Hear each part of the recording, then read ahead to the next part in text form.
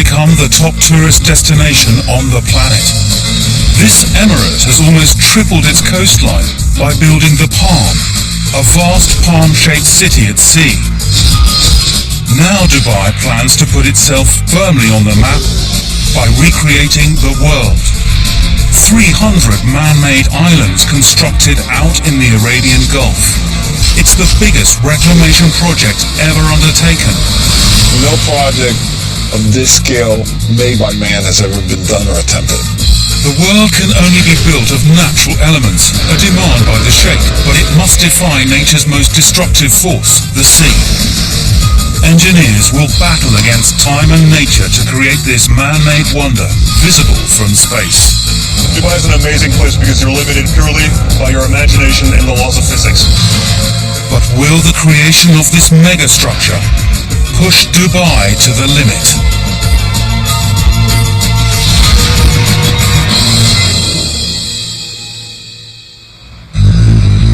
Since the 1960s, Dubai has undergone a remarkable transformation. No project is too big. A third of the world's cranes operate here. Buildings spring up almost overnight. Money seems no object. But there is a problem. Dubai is built on the profits of its oil reserve. At its peak, it produced 91 million barrels a year, worth $1.5 billion. It's estimated by 2016 the oil supply will run dry. The lucrative oil fields will cease to operate. Dubai must change from an emirate reliant on oil to a land fueled by tourism.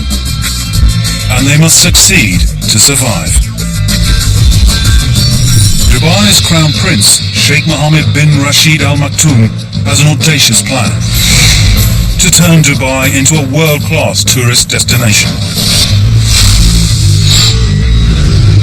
Sultan bin Sulayem, chairman of the project, has total faith in his ruler's wishes. He believes in doing something, he believes in taking charge, he believes in leading people toward their future, their bright future. Over the years, the Maktoum dynasty has metamorphosized Dubai from a small fishing village to a multinational finance center for the Middle East. The tourism makeover began over a decade ago with the building of the Burj Al Arab, an iconic landmark. The Burj is one of the most exclusive hotels in the world, with a 7-star reputation. The Maktoums have also built vast themed shopping malls, golf courses in the desert, ski slopes in the dunes, and revolutionized the coastline. 2 enormous reclaimed palm islands stretch 10 kilometers out to sea, with a third, even larger one under construction. These mini-cities took 6 years to create, using millions of tons of rock and sand. 8,000 deluxe mansions and apartments have been built, housing 80,000 people. The Palm Islands increased Dubai's beaches by an astounding 112 kilometers. But this is not enough for the projected expansion of this emirate. Investors want more. Not just their own houses in the sun, but their own islands. So the Sheikh comes up with his boldest plan yet, a design far more complicated than the Palm. He will build an island chain in the shape of the whole world, an iconic global landmark surpassing all Dubai's previous projects. Louis Ajamil, the master planner, knows the world could be the most unique structure on the planet. There's nothing like this anywhere. We tried to find anything that of comparable scale that's been made by man. And it's never been done. This literally has never been done. For future investors, the world is the perfect project. A blank canvas to build your own private dream in a highly exclusive environment. Millionaire developers from Ireland, Raymond and Andrew, know a good thing when they see one. We've been watching this whole development being created We think it's fantastic. We think it's going to become the top tourist destination in the world. And why not invest in it? They snap up Ireland for a cool $38 million before it even exists.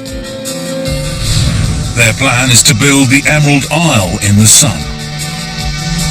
A 3-bed house will cost $2 million. But the world project is a long way off.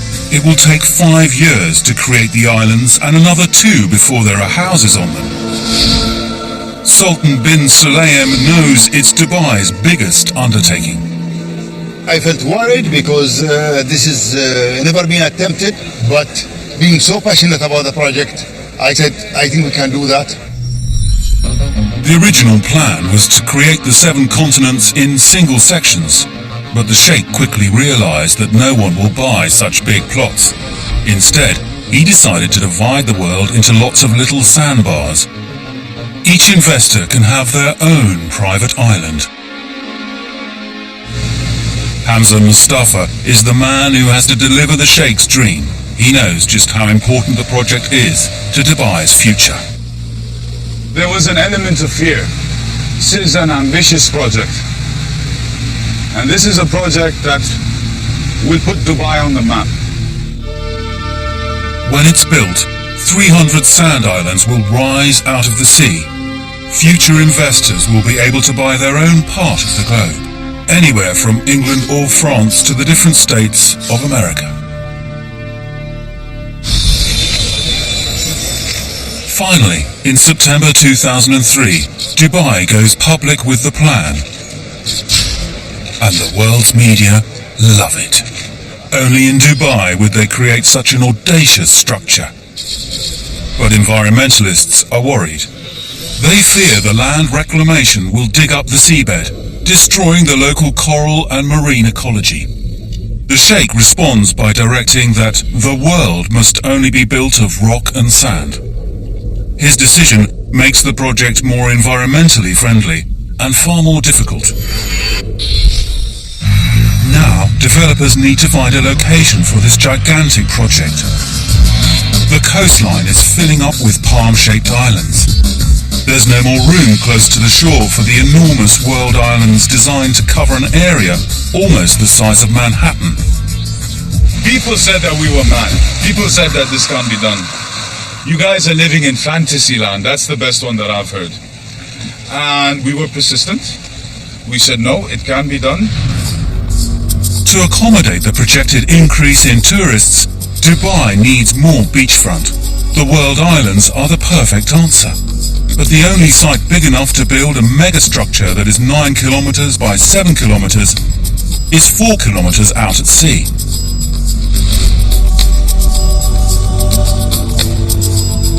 But unlike the Palm Island, the world will not be accessible by bridge and will be completely cut off from Dubai's city infrastructure. The location will add to the exclusivity of this megastructure, but it will give the engineers logistical headaches. Instead of driving out to the construction site as they did with the Palm, everything will have to get there by boat. It comes with its own set of challenges. Logistics, infrastructure, utilities, transportation, list goes on. And there is more to the task than finding the location. The Sheikh sets a deadline of 2008 for the first stage, the completion of the land reclamation, leaving time for the infrastructure to be built before 2016. It's a tall order, but Dubai has the best reclamation engineers right on their doorstep. Van Oord, one of the largest reclamation companies in the world, is already in Dubai building the Palm Islands. But because the palms are still under construction, many of their experts and boats are in use. Can these engineers pull off building the world islands at the same time? Jan Schacht, head of the construction team, knows he has a big job ahead of him. Logistically, it's a huge operation. We have 300 million cubic meters of sand to place and 30 million tons of rock. So that's a lot. He must find barges, cranes, tugboats and dredgers to move and place this enormous amount of material. Our biggest headache from the beginning, the organization, and to get the huge amount of volume of rock to the project site. The build must begin as soon as possible. The job must be completed in 5 years. This unique project needs a sea defense to protect it, but no one has designed a breakwater for a structure like this before. Development for such a vital creation would usually take years, but the world needs it now. December 2003. 6 months after Dubai's World Islands hit the global media, the project is still only a design on paper. At the Sheikh's demand, the islands can only be built of sand and rock instead of concrete and steel. It makes construction much more complicated. Engineers will scoop sand from the sea floor and rainbow blast it into the construction site to create the islands. It's just what they did with the Palm, but on an unprecedented scale. We're moving the most amount of sand ever moved by man, 350 million cubic meters of material. But it's not going to be easy building these islands out in the middle of the Arabian Gulf. The big challenge of this one is that if we start with the sand, due to the wave action and the currents, there is a risk of erosion. Erosion will constantly affect this megastructure. Waves attack the sand as soon as it hits the water. Engineers are going to have to prevent the destruction of these islands on a daily basis. To protect them, they're going to need a strong sea wall. At first, the engineers hope they can replicate the Palm Islands breakwater on a larger scale. Its pyramid-shaped wall, armoured with rocks, weighing up to 6 tons each, can withstand the force of the sea.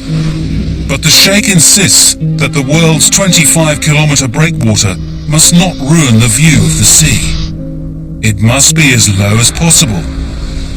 The Palm's barrier rises too high above the waves and blocks the view. This design won't work for the world islands. It's back to the drawing board. Ronald Stiefer, the man entrusted with this task, knows the whole project depends on his sea defense.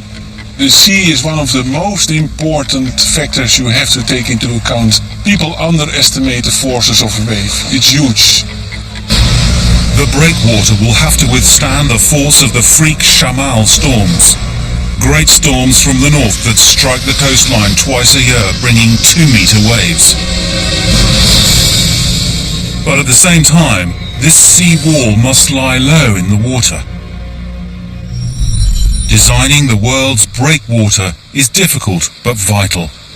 It was not really an easy thing to do, but you know, we have a lot of experience. In Holland we are fighting sea for centuries, so we thought we should give it a try.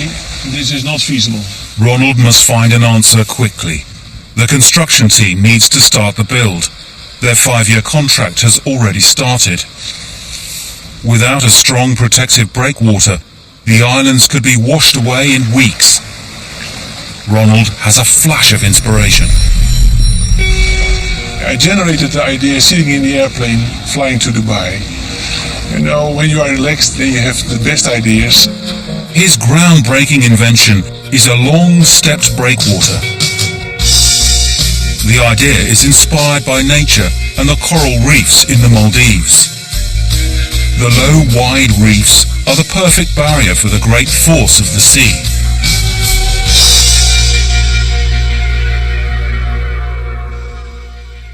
In Dubai, the World Islands designers will build an artificial reef in the Arabian Gulf, around their man-made wonder. The design works in several stages, reducing the energy of the wave from 100% to 5%. The first slope of the step trips the wave, taking out half of its energy. Then, as the wave travels along the horizontal part of the step, the shallower water causes further friction. As it hits the second step, its force is reduced again. And finally, the wave is almost completely stopped as it breaks over the top of the breakwater. But Ronald needs to know for sure that his pioneering reef will work. If you really have it seriously wrong, then the waves will enter this area. That means that the islands will be partly washed away. You will have a lot of damage to the beaches, to the structures on the islands. It would be a disaster. To test the theory, Ronald and his team build a miniature version in a 50-meter tank. The gradient of the steps are carefully calculated. For weeks, waves of all different sizes batter the mini breakwater. Initial results seem to show the artificial reef is the perfect solution and meets the Sheikh's low-lying design plans. The engineers continue testing, but the design is given the go-ahead. March 2004, half a year after the project was publicly announced, the first stage, the reclamation of the land, finally begins. Quarries are blasted daily. These limestone rocks that will create the 25-kilometer artificial reef must be the correct size, strength and density to withstand the force of the sea. The engineers are going to need 32 million tons, enough rock to build 5 pyramids. Project manager Nasser Bastami has never worked on a job like it. This was the biggest job we've ever come across before. It was really a very, very challenging job for us. 800 truckloads a day will travel to the coast delivering rocks to be taken out to sea. But before work gets fully underway, trouble strikes. The developers want to source their boulders close to the construction site to keep the budget low. Some of the nearby quarries realize that they have the stranglehold on the local limestone supply and raise their prices. General Manager Hamza Mustafa watched his chairman play hardball. He started speaking to quarries, not in the United Arab Emirates, in other countries around the world, and decided to buy rock from them. Immediately, the Arab quarries drop their prices. The world developers resume sourcing their rock close to the site. The crisis is averted. But now, the quarries are in trouble. There's so much building going on in Dubai that equipment is in short supply. As companies battle for parts, the price of mining machinery rockets. The cost of a single tire for the trucks spirals from $20,000 to $50,000. And the quarries can't source equipment quickly enough. We were terrified actually. We didn't have the trucks, we didn't have the excavators, we didn't have the staff. The whole project slows to half speed. Everyone is waiting for the rocks. 2 engineers are put to the task of searching for wheels and engine parts. We had our engineers flying to China, flying to the UK, flying everywhere, hunting down spare parts. These parts are vital to service the vast fleet of lorries that will deliver the 485,000 truckloads of rock needed to create this megastructure.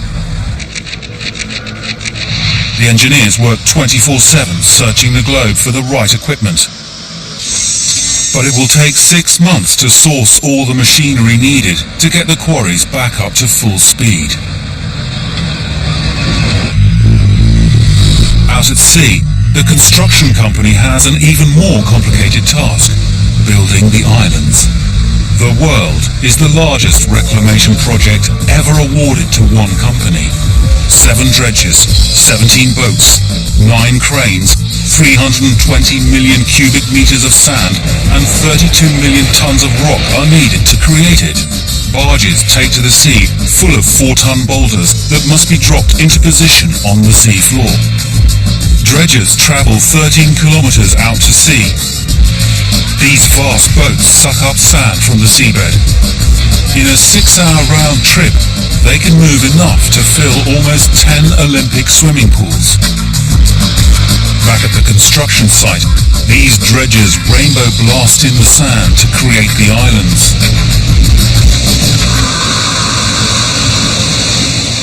From the start, the pressure is on.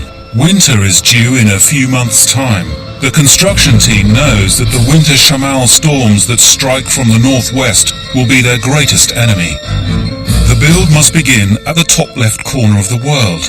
The engineers need this part of the breakwater to protect Alaska, Canada, and the west coast of America before the storms hit. There's a lot to do in just 6 months, but the vessels are pushed to the limit. From the start, Jos Martens, captain of the dredger, is fighting to keep to the deadline. The hardest thing of this job is finishing in time with keeping the vessel operational as long as possible. The huge arms that churn up the sea floor are being ground down and constantly need repairing. The Sheikh has set a tight deadline. In 5 years, a 25-kilometer breakwater and 300 sand islands must be created, and all the time, the waves are constantly battering the project. Can the construction team keep to the deadline and protect this megastructure from the full wrath of the sea? Ideally, they would build the breakwater first to protect the islands from wave erosion. But this will take too long, and the construction team won't make the deadline. There is only one solution. We had to start with the reclamation and simultaneously with the breakwater.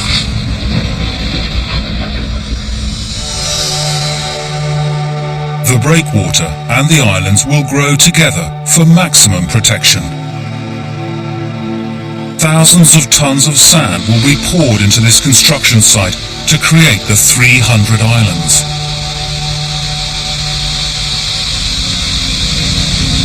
But the engineers soon run headlong into a natural obstacle. With so much reclamation going on for the Palm Islands, Dubai is running out of local dredgeable sand, and the world build has barely started. Although Dubai is surrounded by desert, what the engineers need is marine sand. Coarse sand that packs tightly together and won't pollute the local environment. This is the sand we need. Marine soil. Sand that's been treated. Sand that's been in the seabed. Sand that it's used to the seawater. We can't use desert sand. Dubai's vast amount of reclamation has already exhausted all the sand within a few kilometers of its shores. Engineers must not dredge more than a few meters of the seabed, or the sea floor can't regenerate itself. Everyone studies the charts for new sites. The search for sand sends dredgers further out into the Gulf, closer to Dubai's boundary with international waters and their off-limits seabeds. Every time the dredgers go farther, that means they're going to spend more diesel. That means there's going to be more money. And somebody's going to be upset. It also means these vessels now become home for the teams of men working on board.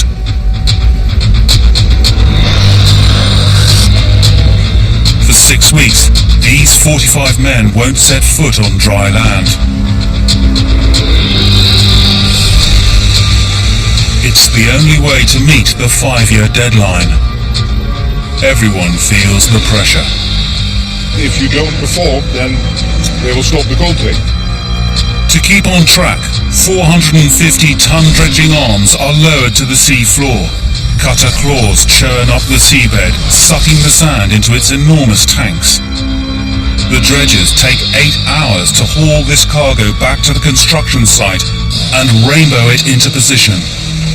And this is the last of Dubai's sand. Once it's gone, Dubai will be forced to stop their dredging projects. 1 month into construction, and the world is beginning to take shape. Millions of tons of sand are poured into this vast construction site, and many islands lie just under the water. April 2004, the first island breaks the surface. It's the moment everyone has been waiting for. The first island that came up was Dubai. That was the happiest moment of my life. It's like a mother just gave birth.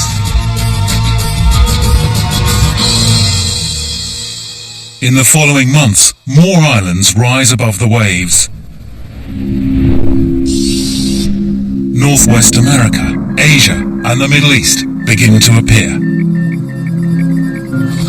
The exclusive dream is finally becoming a reality. For the first time, multi-million-dollar property developers like Andrew Brett can see their own islands.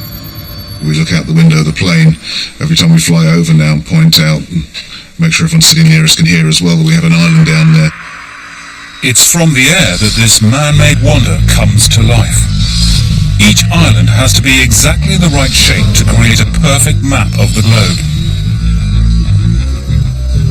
It requires total precision.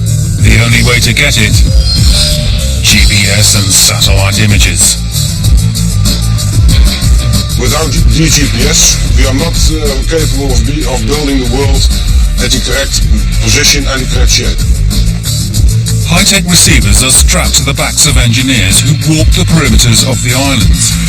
They are measuring the height and shape of each one, a tough job in searing 40-degree heat. This signal is then relayed back to the dredger, who can rainbow in more sand to the exact location needed. The construction engineers rely on this advanced technology for every step of the project. It's the only way to keep the build running quickly and smoothly. The most exciting moment of this project is actually when you see the islands coming out. Every time I see an island coming out of the water, it's just a phenomenal feeling. And that's happening every day because these islands, we're getting the islands very quickly up out of the water. The project seems to be running well. The supply of sand and rock is secure. After nearly 1 year, 13 kilometers of the 25-kilometer breakwater is complete. The reclamation deadline of 5 years seems within reach. And then there's bad news. The designers have discovered new wave data that suggests the breakwater is not up to the job. The artificial reef won't stop the waves from destroying this structure after all. That was a very bad day. That was a very bad day. Our consultants got it hard. The breakwater engineers, the breakwater designers got it really hard.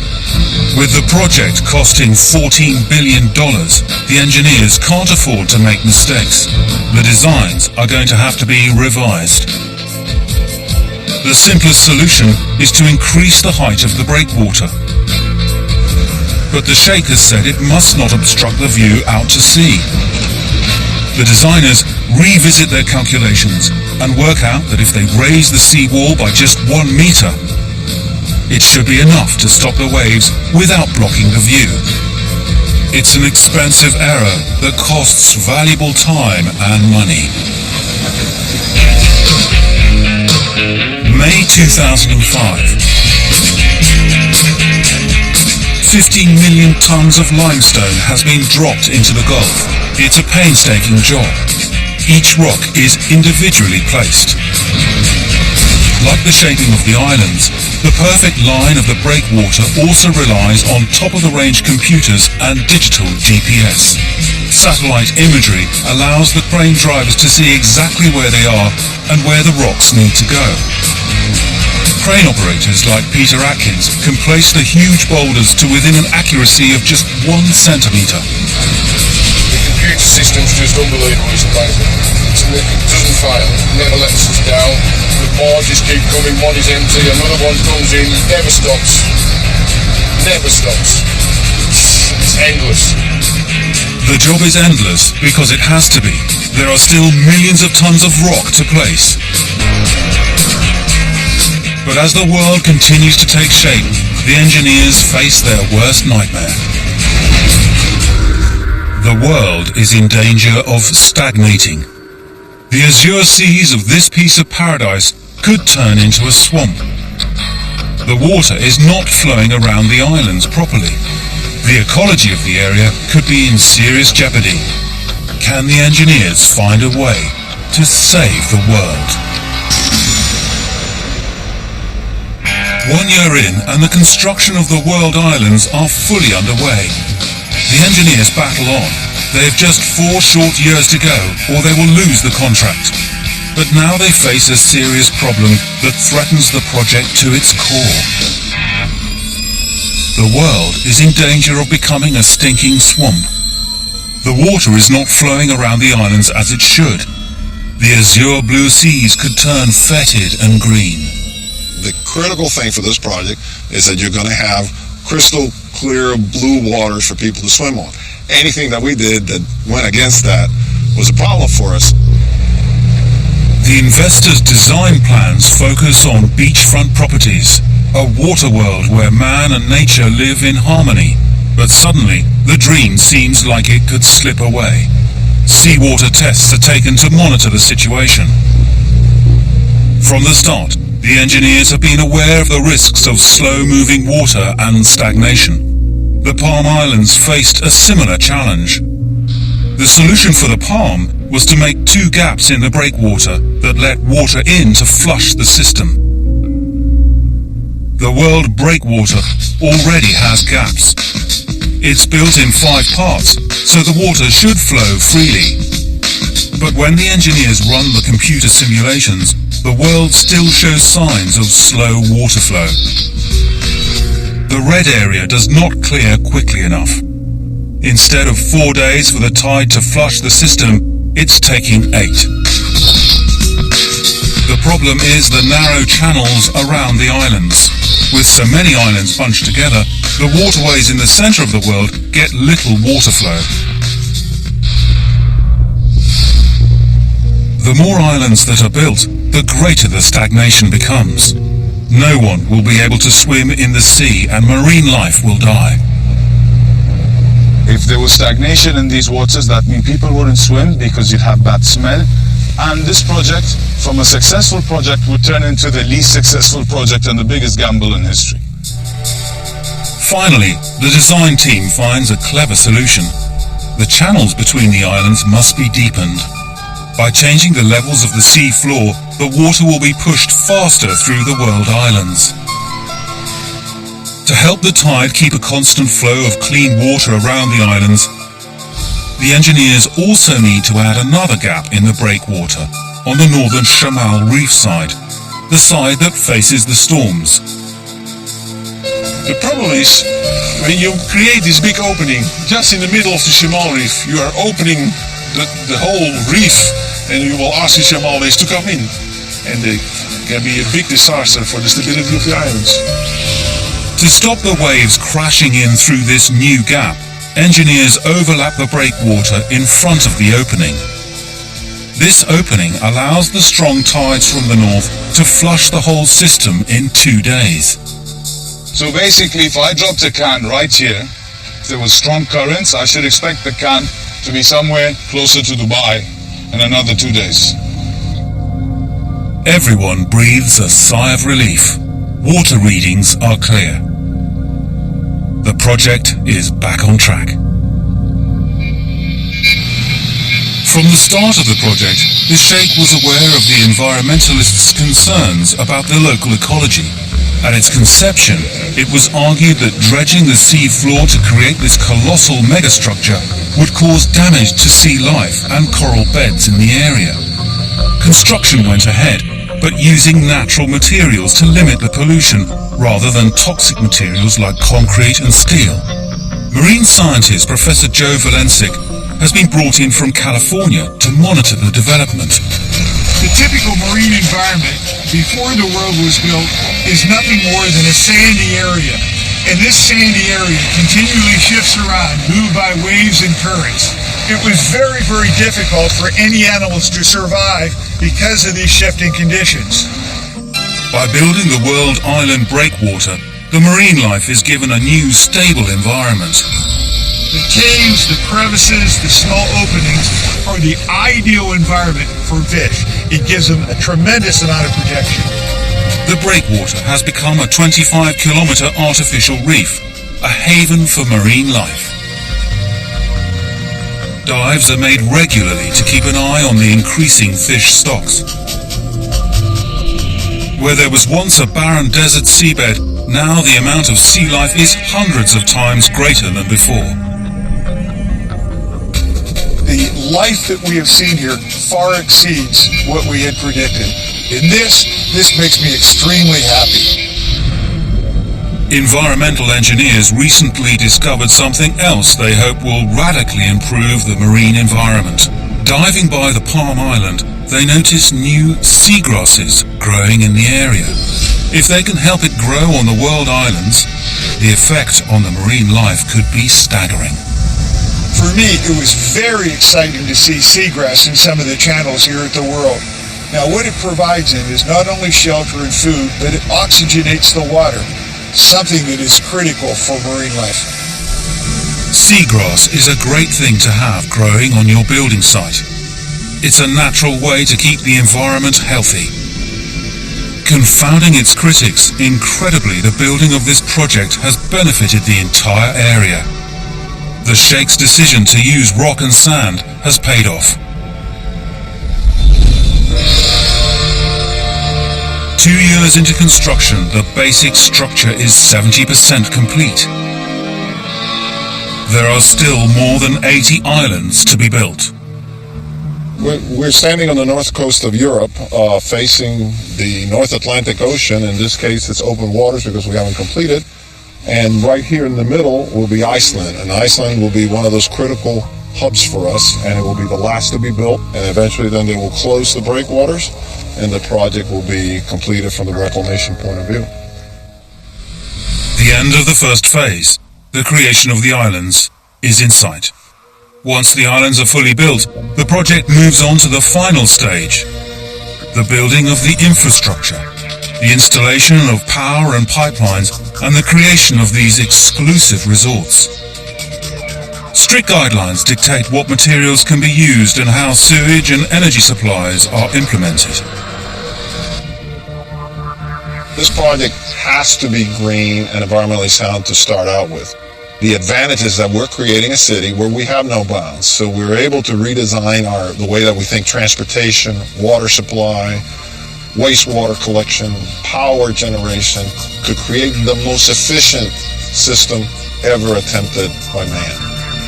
But every aspect of the project design has to be vetted by Nakheel, the developers, first, to fit in with their eco-friendly vision of the world.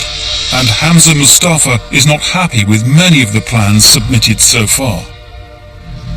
It's just frustrating when people don't want to actually build according to your vision. And we can understand that, but if we really want to build history today, we have to make sure that we get the right investors, the right owners to fulfill our vision. But developers' ideals are difficult to live up to. When this deluxe 5-bedroom show home on Greenland was built, the developer's budget was limitless. It took 5 months to build this one residence. The house was brought out in prefabricated sections by boat. Pipework and desalination plants were installed at astronomical cost. Fresh water made on site services the house and the garden. These lawns have to be watered every day. 6 solar panels power the hot water, air conditioning and emergency alarm systems. This show home demonstrates the amount of work needed to create a fully functioning residence, and it cost a fortune to build. The development plans for the rest of the world are much bigger and more complicated, and their budgets will have to be more realistic. These sand islands are the perfect blank canvas on which to create their wildest dreams. The only thing stopping them is their imagination. I don't know of a single place that you not only buy a location, but then you can shape your land to meet your dream. So the vision is incredibly important. Based in Miami, Lewis's team helped the investors realize their ideas. When a client buys an island, the team put the vision on paper. Designs are drawn up and landscaping modifications can be made. If they need to raise the height of the island, Lewis works it out. Within 48 hours, the amended plans are emailed to the construction team in Dubai. Over 11,000 kilometers away, the new data directs the dredge's movements and the plans are realized. It's awesome to think that from a computer key you are controlling one of these gigantic dredgers. The The building of the infrastructure is not just about modifying your land. It's about actually installing the vision, creating the houses and resorts. But there is no bridge connecting the world to the mainland. All the materials and workers needed to create these resorts will have to be taken there by boat. Navigating round the narrow channels with tugboats and barges could be a recipe for disaster. For the investors, this phase will be fraught with logistical nightmares. If moving 32 million tons of rock and 320 million cubic meters of sand was a test, the building of the infrastructure will be the most complicated part of the project. The biggest challenge was really a mental challenge to think the problems through.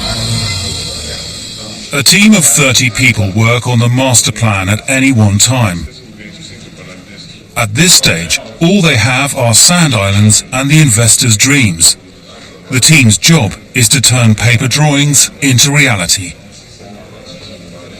And the wealthy clients have ambitious ideas. A Kuwaiti company is the biggest investor so far. It has snapped up Australia and New Zealand, designing Okeana, 20 islands on the southern side of the world. The resort will cover 400,000 square meters, offering a chic ocean lifestyle. The plans involve nearly 2,000 properties, from apartments and mansions to water homes on stilts. An enormous marina will provide its visitors with 1,500 berths. 2 high-end hotels will pander to the whims of the exclusive clients destined for these shores. The Kuwaiti company expects to begin construction in 2008. The creators of Okeana still want to build desert island resorts on desert islands. 4 men from Ireland have a much more outrageous idea. They want to recreate the green rolling hills of Ireland with its dramatic cliffs and beaches in the desert. It's a tall order, but developer Andrew Brett is determined it's going to be authentic. Everything has to be Irish. It has to look Irish, it has to feel Irish. If we're walking down the street here, it needs to have the same type of feel. Andrew and his colleague Raymond Norton talk about buying Ireland for months. Suddenly, other investors are showing interest in their island. They must make a decision quickly or they will miss the boat. My suggestion is the 4 of us just do it. We go for it and we send the money down. In true Irish form, the deal is done over a pint in the pub. For Raymond, it's a grand moment. We sat down, we had a chat, and over 20 minutes we decided this is it, we're going for this. This is a fantastic opportunity. Sure, lad. Now, big question. Who's sending the money down? So, we put our money down the next day. Could you organise a cheque for $2.5 million to get down to Dubai in the morning? We've been designing it at a frantic pace with Nikhil now to get it ready. But it's not going to be an easy job. The plans keep expanding. They want to recreate the lush green countryside, houses and squares, and a themed Irish pub. These audacious plans are all at design stage. Regular meetings with the master planners keep the project on track. The slate, the brick, everything that's to do with this island needs to represent something that somebody has seen in Ireland or would expect to see when they actually travel. Even bolder is their plan to build a mini Giant's Causeway, a natural phenomenon where rocky coastline rises out of the sea in perfect hexagonal shapes. The boys from Dublin are going to build this out on their island in Dubai. But this is not just a gimmick. The rocks are necessary to protect the island and act like a breakwater. The little sandbar of Ireland lies on the northern side of the world. Its northern shores will suffer from wave action from passing boats. Building the Giant's Causeway here is a clever idea that will protect their $38 million investment. The Giant's Causeway is a massive tourist attraction in Ireland anyway, so everybody that comes to this island is going to go and have a look at it. The important thing is that when they get there, they need to see it. You know, not something that looks like it. We need to really recreate that. Raymond and Andrew intend to mould concrete into the hexagonal shapes of the Giant's Causeway. The plan should work. But their biggest challenge is turning their barren desert island into a lush green land. It's an irrigator's nightmare finding fresh water out in the middle of the sea. The Irish developers are using the most modern technology to store water underground and irrigate from there, rather than using sprinkler systems. We'll be redistributing the water throughout the island to irrigate it. It'll be as green as it is in Ireland, it just won't be raining. They have an enormous job ahead of them. Will they be able to fulfill their dream? Skeptics everywhere, but I think what Dubai has proven is that, you know, skeptics beware. Anything is doable. Raymond is confident, but it will be a few years before he finds out if his vision is achievable. And now, the whole World Island project is expanding. The original population of the world was planned to be a couple of thousand, with the islands owned by wealthy individuals. But the price tag of $20 million seems to be scaring off everyone but property developers. Now the demand is for resorts, not houses. The projected population has increased to 250,000. Creating a transportation network for the world will be a vast challenge for the master planners. How can they move 250,000 people between the mainland and the world islands without the tranquil waters becoming a congested motorway? January 2006. Investors have great plans for the island. But there is one final hurdle: transportation. 250,000 tourists will visit the world, and the only way to get there is by boat. The master planner needs to devise a ferry and water taxi system. If the system is not carefully organized, the world will become severely congested. Some of the waterways between the islands are only 40 meters wide and a few meters deep. The ferry routes need to be designated soon, or the channels won't be dug deep enough for the boats. Well, every day that we didn't have a decision of where those channels would go, that was very stressful. The proposed transport system appears quite simple. It's based on large ferries leaving Dubai's coastline. These go to one of 4 hubs in the world, and from here you will be shuttled to your exclusive destination. Some people have compared it to designing the London Underground on water. The developers estimate that the world will need 400 water taxis and 60 ferries, and that is before you factor in private owners with their own crafts. We estimate we're going to need 24,000 berths or parking spots for each of these boats. And that is going to dwarf the world's largest marina that up to now has been Marina del Rey in California. The plans are staggering, but Lewis has even more ambitious ideas. High-tech GPS systems will guide every boat to its desired destination at the touch of a button. We're analyzing and are already testing some of the most sophisticated navigation systems ever been attempted. But more importantly, we're even looking at underwater lights that will light the channels at night to bring you home. 2 years in, and Lewis's ideas are still only plans on paper. Then, in January 2006, Sheikh Maktoum bin Rashid Al Maktoum suddenly dies. Sadness descends on Dubai. The people have lost a great leader. What will happen to Dubai's plans? This tiny emirate must remain an oasis of calm in a turbulent Middle East to keep attracting tourists. After 2 weeks of official mourning, Dubai rises out of the ashes. On the 4th of January 2006, the Sheikh's brother, Sheikh Mohammed bin Rashid Al Maktoum, becomes ruler. He reinvigorates the media's interest in the world islands.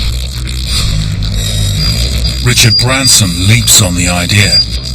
On the 29th of March 2006, he stakes his claim on Great Britain. It seems the world islands are pulling in the rich and famous. But it turns out this is a publicity stunt that coincides with Branson's new launch of Virgin Flight to Dubai. Rumours are still rife about who is buying what, but there are still 150 islands unsold. The launch at Cityscape in Dubai in December 2006 brings new investors. In 3 days, the developers sell $80 million worth of real estate. Donald Trump Jr. has already confirmed he will build a huge tower on the Palm. Now he is interested in the islands. The Palm, the world, all the islands that are being reclaimed here are really the next wonders of the world. To be a part of that, to combine our iconic brand with these iconic projects, these real estate undertakings that have never been done before in the world is an amazing thing. But like Branson, he too has not yet committed to investing in the world. The world is still far from finished. An entire city needs to be built out on these islands. But the 5-year schedule for the land reclamation will be met. This vast structure is becoming a reality. It covers over 9 million square meters and can be seen from space. For everyone involved, it's a project like no other. I don't think anything would match up to the challenge of building this project. This project is one of a kind. Dubai has come a long way. 50 years ago, it was little more than a fishing village. Now it's boldly going where no one else would dare to go. Dubai's dreams get bigger and bigger. But with this iconic landmark, this global megastructure, they have surpassed themselves. Louis Ajamil and the construction team know they have built something incredible. A lot of people don't think that a project like this can be done. And in fact, some people don't even believe that it's being done until you bring them here, and then they're in shock. Today, hundreds of man-made islands stand firm 4 kilometers out in the Arabian Gulf. Dubai has taken on the world and built it, creating the most unique megastructure on the planet.